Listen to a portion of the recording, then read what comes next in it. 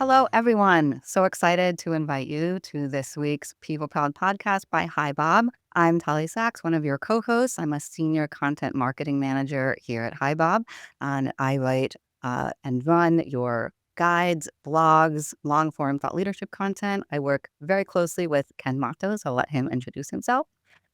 Hi, everyone. I'm Ken Matos, Director of Market Insights here at HiBob, and I focus on data and research that helps us understand what's happening in the world today and try and get a leg up for tomorrow. Amazing. And I can't tell you how excited I am to have Hebba Youssef here, the Chief People Officer at Workweek and founder of one of my personal favorite newsletters, I Hate It Here. If you aren't familiar with I Hate It Here, get on that list. It's a weekly newsletter, sometimes more than weekly, with over 170,000 subscribers that focuses specifically on HR and people teams and how we can work together to build great work cultures. Welcome, Heva. So excited to have you with us. I'm so happy to be here. Somewhere I don't hate. I always have to preface it. I don't hate it everywhere. And I definitely don't hate it here with two of my favorite people. So this will be a good conversation. Amazing. So with that, I'm going to jump right into what this week's episode is about. We're going to be talking about this word resilience, when it cracks, when we should rebuild or start over, how we make that decision. What do we mean? So this is a word that we talk about all the time, but is it really resilience that we're going after? Like, is your culture building truly a strength, or is it just asking people to keep quiet and keep going? So we're going to talk about resilience and how it's become a buzzword that often masks the burnout your people are going through and facing hard truths. We also want to talk about the tension between staying encouraging for your people who may be burning out and saying what really needs to be said and what it really takes to build strong teams that feel supported, legitimately aligned, and ready for what's next without breaking in that process so that we're all actually strong together.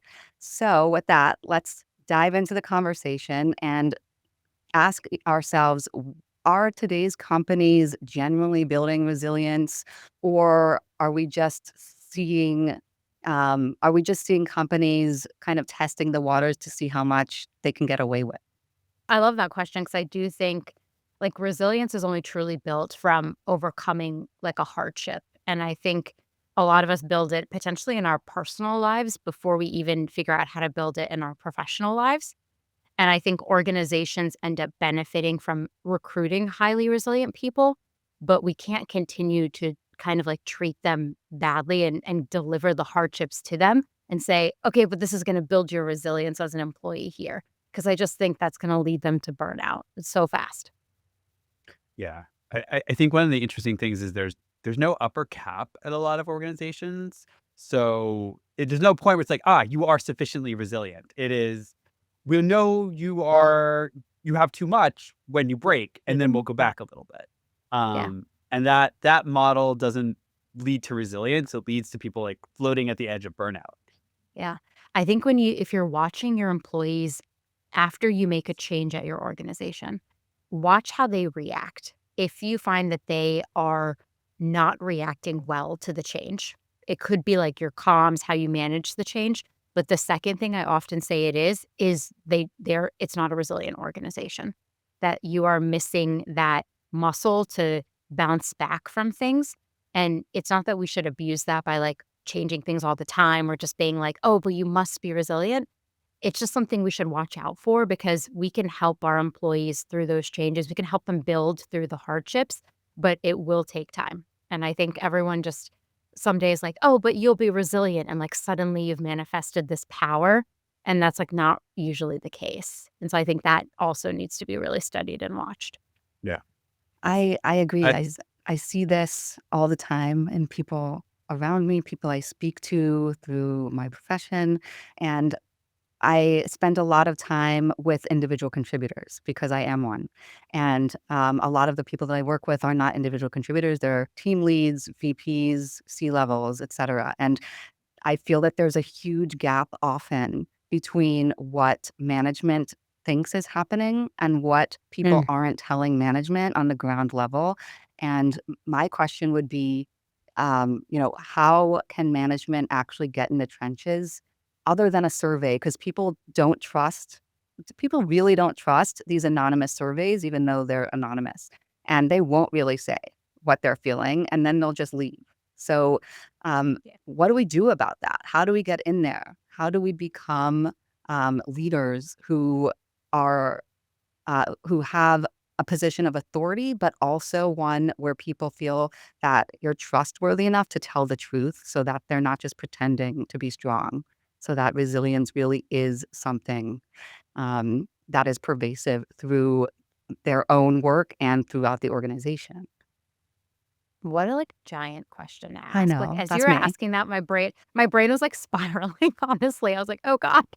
Well, because I just went to this conference and Minda Harts was speaking there, and she just wrote a book about organizational trust. I'm, like, surrounded by books, by the way, because 'cause I'm a big reader, and her book is called Talk to Me Nice.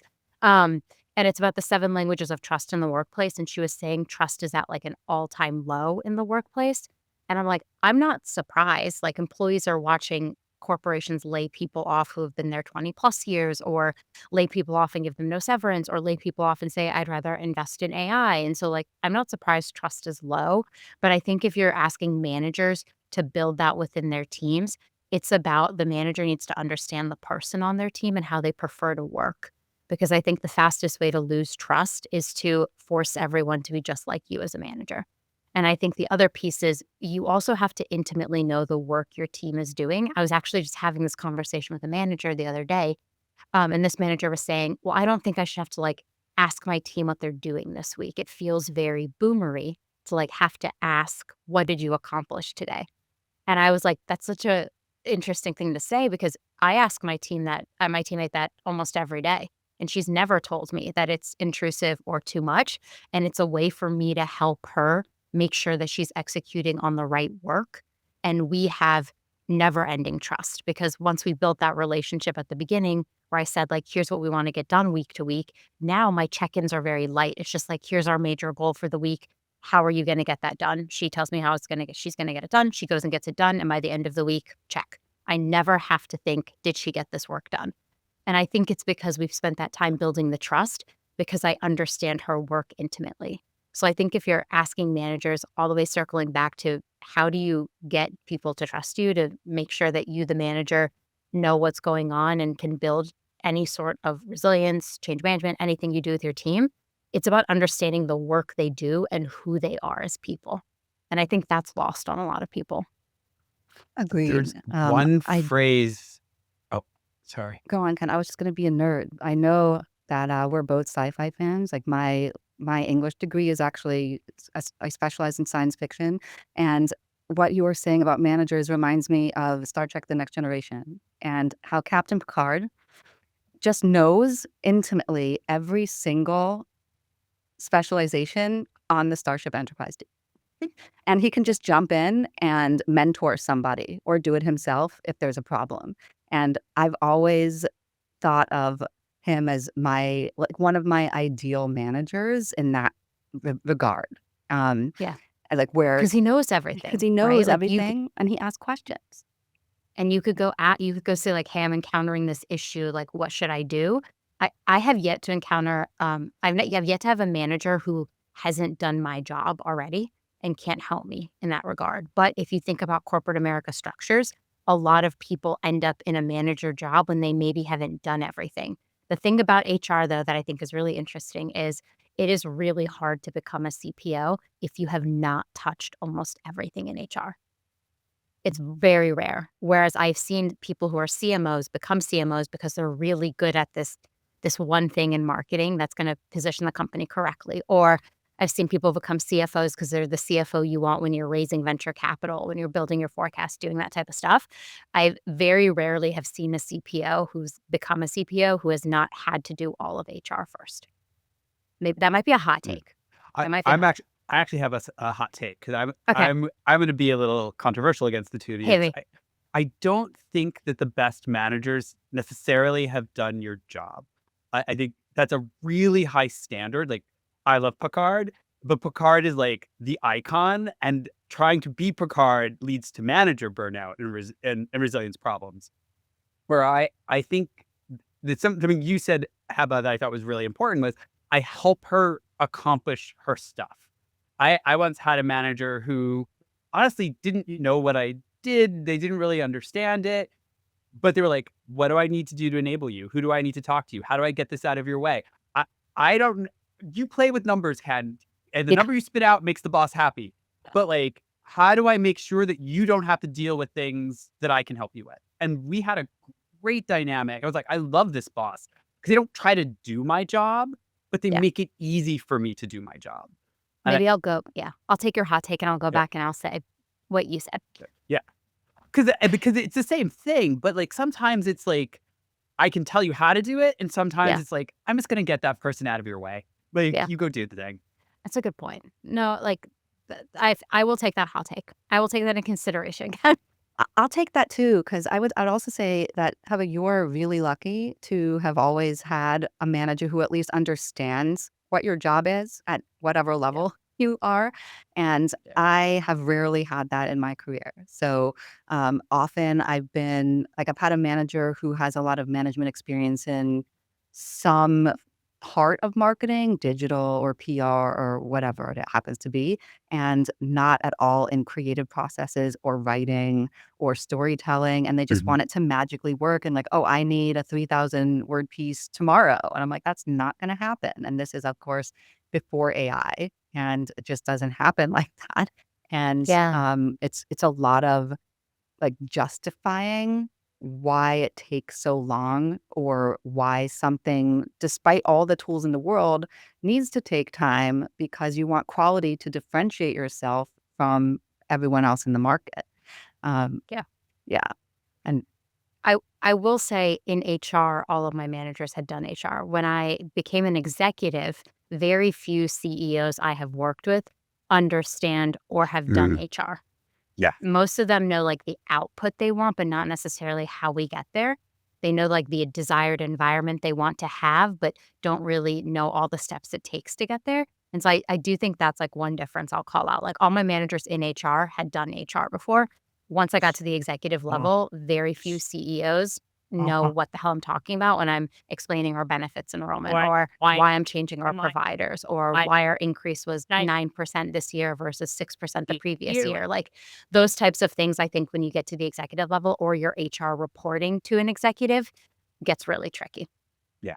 And you flip from the manager to the leader role and then Mhm. back because like it's not your decision, but really it is your decision because you're the one who actually knows what the right decision is. Mhm. And like balancing that is another place where I think a lot of people lose energy. I was like, wait, but like, do I have to teach it to you? How much do I have to teach to you before you Yeah. realize you should just do what I tell you? Yeah. It's like I do think HR, though, might be one of the most resilient functions in a Yes. workplace, mostly because I was just saying this recently. I thought 2020 was going to be my worst year in HR. Like, I was gonna, like, look back on 2020 and, like, 20 more years in HR and be like, "That was it. That was my low point." 2025 is proving to be a contender. Like, this Mm. year feels really hard for a lot of reasons, and I just, like, look to HR leaders. Like, I read an article once that said we had, like, one of the highest burnout rates of any function. And then I look at, like, all the HR leaders I know, and I'm like, "These are some of the most resilient people I know." Like, they're facing hardship after hardship, laying people off, figuring out wild insurance enrollments, dealing with the political space and how it impacts our internal policies. Like, I'm watching people navigate this in real time, and I have got to say, like, I think HR people are probably one of the most resilient people in your organization because 'cause we're facing change every day at a pace that we try to hide from our employees. They only feel a fraction of it, we feel it all. It's like we're going at light Mhm. speed all the time, it feels like. And you help people manage their issues where it's like they break down. Who do they end up talking to? It's like, go talk to HR. Like, so you're not only being resilient for yourself, but you're being resilient for all these other people and helping them find a path back to a sense of control. Yeah. Oh, this job. So hard, but so great. Most fulfilling job I've ever had in my life, to be clear. that brings us back, I think, to, like, one of my first questions when we started was, when is resilience, when does it crack? Like how we Mm. started, like the premise of this, like when does it crack and when should you bend and how can you recognize that? And how do you deal with that as HR with pretty much everybody, managers, executives, individual contributors, everybody coming to you like they're on-site, therapist, and like, "These are all my problems. What do I do?" And then you're just like, I have to make something up, I need to." In the Yeah. moment, like, Yeah. how do you make that decision, and how would you tell, you know, yourself and your peers, and your own team, like, okay, when to take a break, when it's time to say, like, okay, that's enough. You're Yeah. about to crack. Don't like it's okay to crack, but like, let's see how we can bend instead. Yeah. Oh, what a good question. I I think, like, my clearest indicator for myself personally, and I don't know how this could translate to everyone listening, but it's very personal to me. When I stop being inspired or creative in my work, Mm. I know there's a bigger problem at hand. Yeah. And maybe I haven't even named it yet. Maybe I haven't even said I might be close to burnout, my resilience is cracking. I feel like I'm bending in a way that I don't like. When I start to find myself waking up, going through the motions and not ever stopping and asking myself why or interjecting a fun thing, like I'm known to be like, here's a fun, weird thing we could do. Here's a fun thing that I made up. Like maybe we do this other creative thing. Like my direct report joke, she's like, you're a lifelong creative. Like the other day, I like saw a scene in a movie in my entire head from just, like, looking at a door, and she was like, "I've never met anybody who envisioned a whole movie from just watching a door, like, what is that even?" And I was like, it was in my head," and she's like, "A lifelong creative." When I start to feel that not showing up every day, I know there's, like, a bigger conversation I either need to have with myself, with my manager, with my organization, because that means, something is not right, and so I think, like, if you start feeling like you're going through the motions, that's an opportunity to stop and ask yourself, like, "What's going on here?" And when it comes so it's coming from the top and to I don't know if it's trickling down, but it's definitely, um, going through the entire organization because people are feeling this at every level.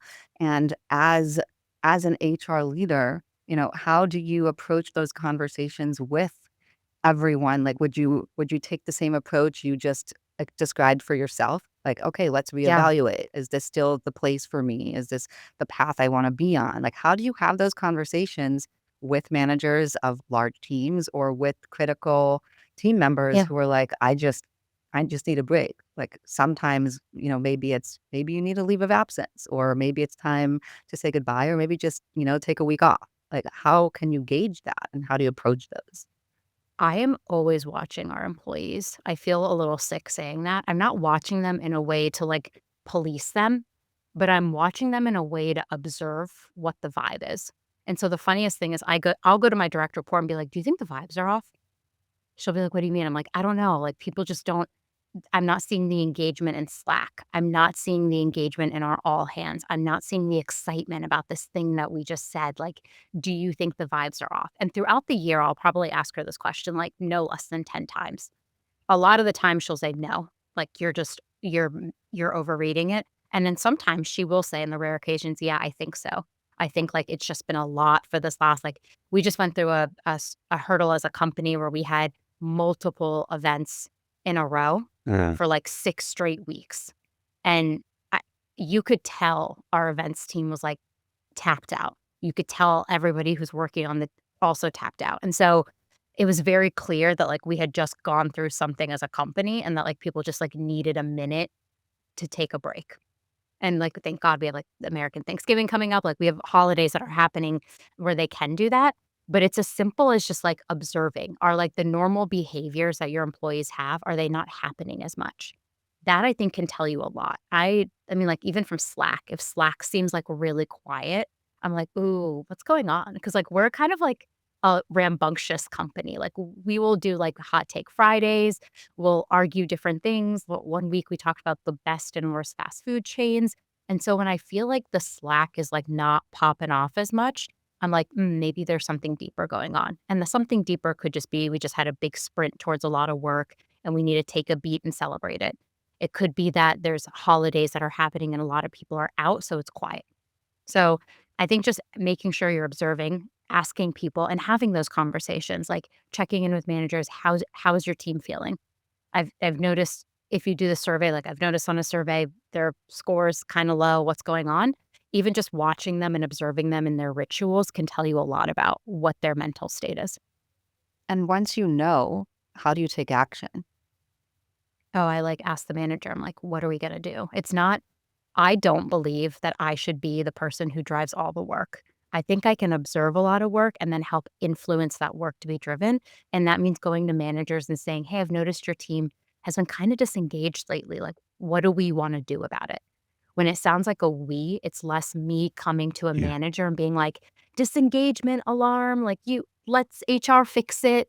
It's like, no, you as a leader should also be thinking about those things. And so I'm trying to train my managers and my leaders to also be observant of it. So it's not me coming to say it, it's them coming to me in partnership and saying, hey, I've observed my team doesn't really feel like they're having a good time. What do you think we could do?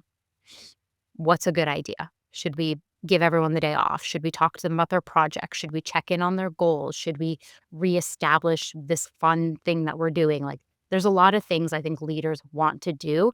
They shouldn't rely on HR to drive it. They should be thinking about their teams in that way. Agreed. We talk about that all the time, like empowering Yeah. managers in exactly this way. So that's a great answer. I love it. Ken, I know So you're bubbling with I something to was say. I love everything you said, Heba. Like, I think the one thing I would tap on is also asking, like, how are you doing, manager? Because there's this narrative that goes around that's like, oh, managers don't care, blah blah blah. It's like actually they're tired, like, and just like, oh, somehow the manager is there's like the executives, and then there's the ICs, and then there's all these managers who are failing people, and like just giving them that moment to say, like, are you not observing it? Because you're just exhausted too. Let me help you so you can help them. And I love how you're saying, like, let me be your resource, not your gatekeeper. And I think that is so essential. I had to write that down because this is a hot take. Like, I don't think managers are failing their employees. I actually think we're failing managers.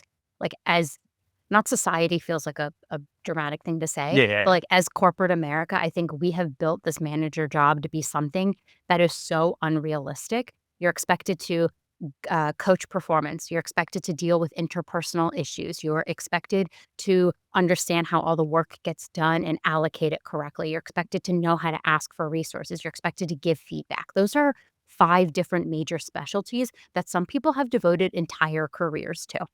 And there's a thing as professional coaches and therapists, like a part of that work that professional coaches and therapists do, some of it's like pushed onto managers to figure out. yes, And I think that's really unfair. And we need to redefine what the role of the manager actually is, because I do think we are failing managers there. And they are the biggest fail point for an organization. Like, who has the biggest impact on your day to day? It is your manager.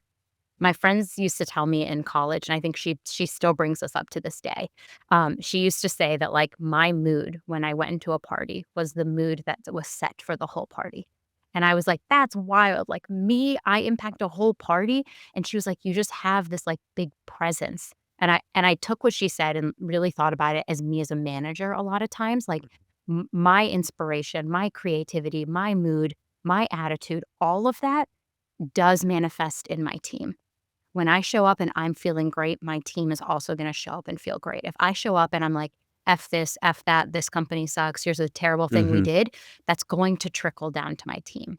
And so I think, like, we as managers, we need to find a way to better serve them, but I yeah, honestly, like, have not figured out how to solve that problem. I've been talking about, like, this manager crisis for years now, and managers are still in crisis. And now they have even bigger teams because companies have laid off employees and just yeah, said, absorb this team. Now you have 15 people or 10 people. Enjoy. yeah. So I think like this manager layer will continue to crack in corporate America. And then, I mean, we probably won't fix it until it's really bad. Yeah. I mean, it's the Feels like where we're headed. move Yeah. fast, break things, and then roll back. And I Yeah. think the rolling back approach is the problem because the people don't just get reset. You just got to replace the people because they're like, I'm done. Like, The trust is lost. Like, when you treat people like that, why would they ever trust you? yeah. And then once resentment sets in, there's no going back from that. Like, I just don't like you anymore. Like, Yeah. why do I care? God, I feel like you're hitting at something very personal to me because I'm one of those people, if I don't like you, I don't like you. Like, it just and it's probably for good reason, to be clear. I'm not just, like, out here hating on people for no reason. I probably have a reason, but it is really hard, and now I'm thinking about that as an employee. Once I have made up my mind to leave an organization, there's no changing my mind. Yeah. And that is just happening to employees across the board, everywhere. Yeah. And I think that goes to, like, some of what Tali was asking at the beginning around, like, when do you start over? When do you just be like, "Okay, this relationship is broken. Let's both separate and go to better options." Um, so, like, when you're talking to an employee and they're showing signs that they've reached that point, like, Yeah. how do you find that? And B, what do you do?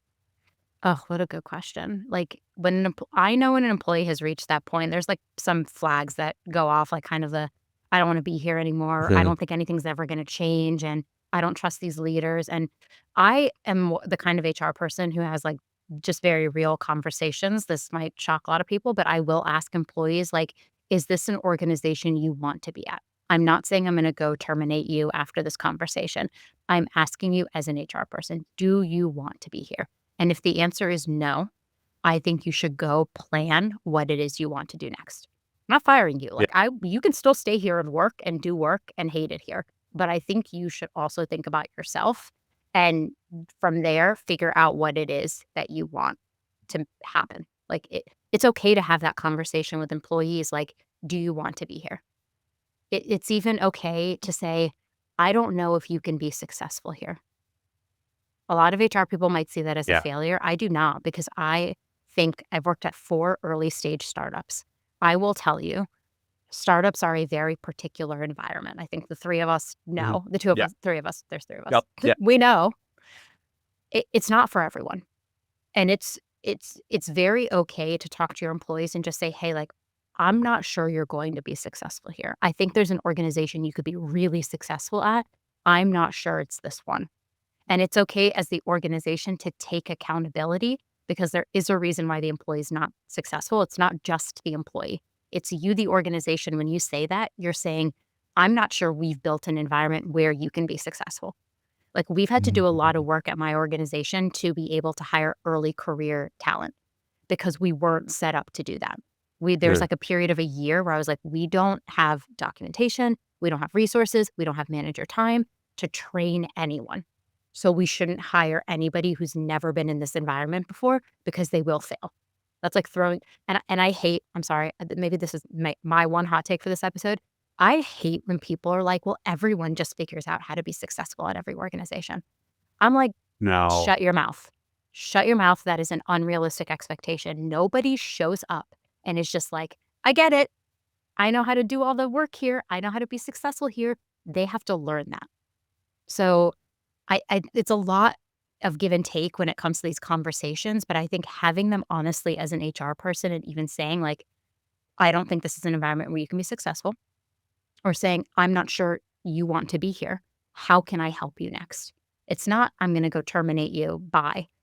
It's you can have the awareness and say to the employee, I think you should start looking for other jobs. You're allowed to say that. No one's ever going to stop you.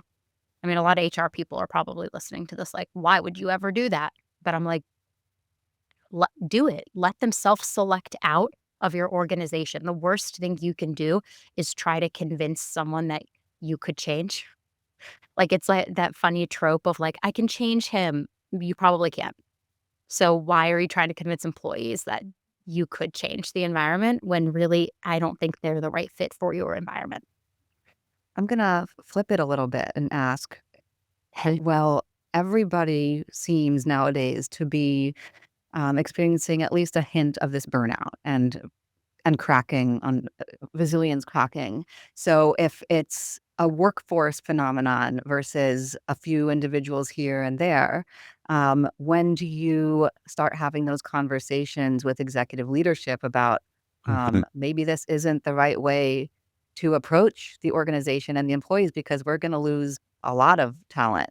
And it's not Yeah. a matter at that point of talking to one person or, a couple of people and saying maybe it's time to move on. And we take accountability for that, but taking accountability for creating a work environment that isn't optimal for today's workforce. You have to have these conversations for me in like goal setting and resource planning. Like, is this reasonable? Like, we do our goal setting as like an executive team. We're 5 people. Uh, when we set the goals, we're all asking ourselves, are these reasonable goals? And the second question is like, do we have the workforce in place to achieve these goals? Because the worst thing you can do as an org is set lofty goals, possibly too many, and not even have the people to execute on it. And then force people who do not have the skill set to then make up for it and execute on those goals. That is like the fastest way to burnout possible. And I think like the phenomena right now of like everybody is burnt out, I think is very real. Like the world outside is very hard. It's not easy. And I think a lot of the things we are encountering in our personal life do also impact how we show up at work and how we're able to do our best work. The flip side of that is corporations thrive on taking advantage of employees. Like, we want to get the most out of them. A lot of corporations will squeeze their employees to get the most productivity out of them, and they don't care because that's how they make profit. And so I think the HR leader who does care and knows that you cannot squeeze everything out of them, you can't burn out your way to productivity, will go and start at the highest level of goal setting and say, are these goals reasonable? Your organization should not be setting like 15 to 20 goals. If you're setting them like a quarter or a half year, I think like 3 is reasonable. And you have to have that like executive influence to be able to say, like, this is not reasonable. I think like 3 years ago at Workweek, we were doing too much. And that was like 2023 was a hard year for us. We had to like make some changes. We talk about it openly. We rolled into 2024 where my CEO is like, my word of the year is focus. We are just going to focus on the things. We are not going to get distracted by other things. And we saw such a change when we said focus.